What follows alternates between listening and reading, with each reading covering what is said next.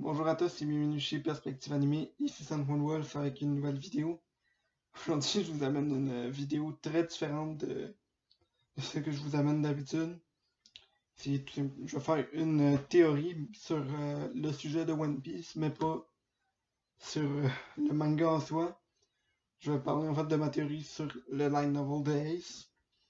Évidemment, je parle pas de cette merde parce que c'est pas lisible. Je parle de la bonne version du light novel de Ace. Et oui, donc je vais théoriser sur le novel de Tano.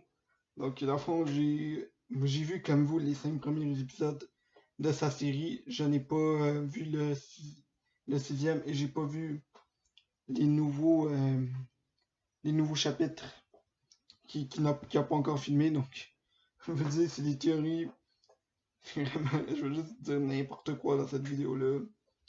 On va faire ça pour le fun parce que j'ai décidé que je veux faire des théories sur le roman de Tano. C'est pas une vidéo nécessaire, mais c'est ça que ça me tente de vous donner aujourd'hui. Donc, je vais juste commencer par vous dire que toutes les choses dans le roman de Tano ne sont pas canon. Donc, même s'il y a des choses qu'on a vues dans le actual manga, ça va pas.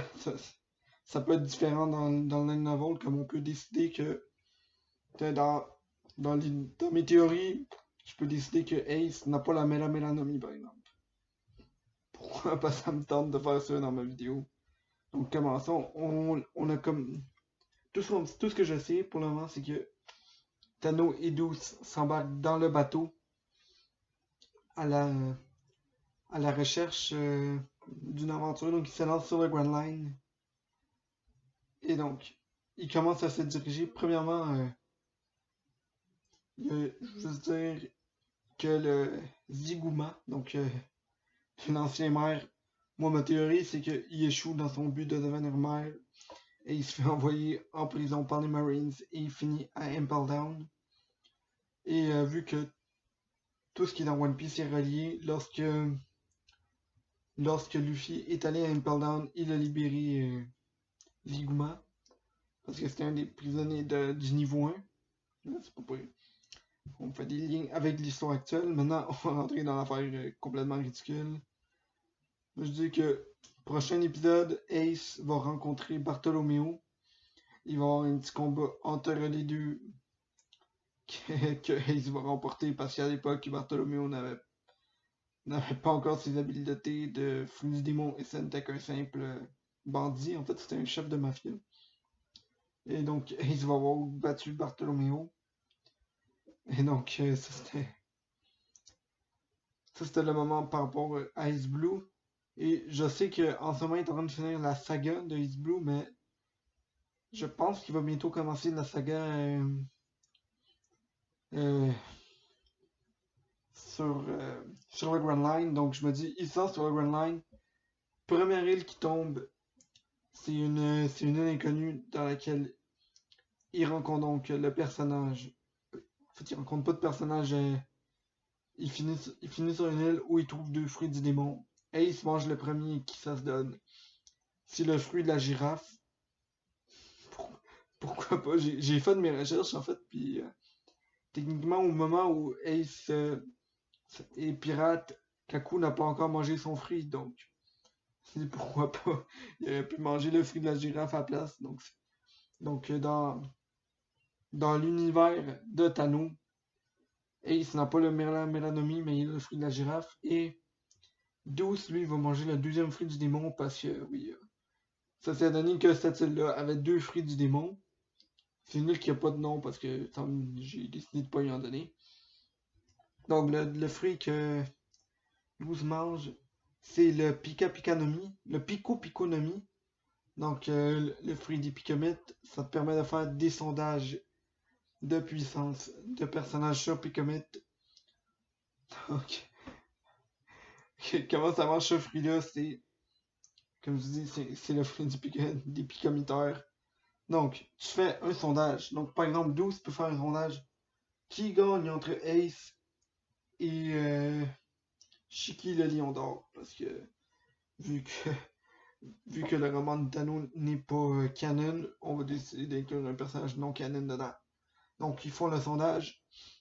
Et donc comment que ça marche son fruit, c'est si le sondage est gagné par Ace, Ace est automatiquement rendu plus fort que, que Shiki. Si c'est Shiki qui gagne, Shiki est automatiquement plus fort que Ace, et ça, peu importe. Donc, tu peux avoir quelqu'un qui est. Tu peux avoir Barbe Noire qui se bat contre Tama. Si le monde décide que Tama est plus forte, elle est automatiquement plus forte. C'est le même que ça marche depuis Coupe Economy. Donc, c'est un fruit extrêmement fort, mais c'est un fruit à double tranchant. Donc, ils mangent les deux. Ces fruits-là. Et sur cette même île-là, ils vont rencontrer certains membres de l'équipage de Ace. Moi, je connais pas l'équipage de Ace, donc ils vont rencontrer. Ouais, j'utilise le roman. Ils vont rencontrer Skull, ils vont rencontrer Kukai et ils vont rencontrer Saber. Les restes de l'équipage ils vont les rencontrer plus tard dans l'histoire. Et finalement, Ace va se rendre. La dernière partie théorique sur le roman de Ace, c'est ils vont se rendre sur Little Garden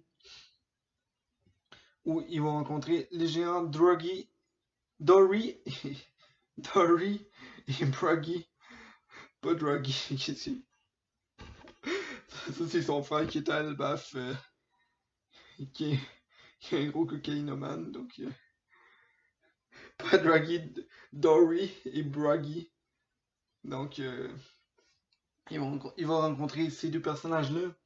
Et ils vont rencontrer un autre géant qui à l'époque était en train de les visiter sur l'île, qui vont recruter dans l'équipage de Ace. Donc je sais qu'il n'est pas inclus dans le livre, mais moi je dis il est quand même rendu membre de l'équipage. Puis c'est tout simplement il faut lui donner un nom. On a Dory, Bruggy. Faut que je trouve un nom qui fait du sens avec ces deux géants-là. Larry, tiens, il va s'appeler Larry, le, le nouveau géant membre de l'équipage de Ace. Donc, comme vous pouvez voir cette vidéo-là, c'était juste du gros n'importe quoi.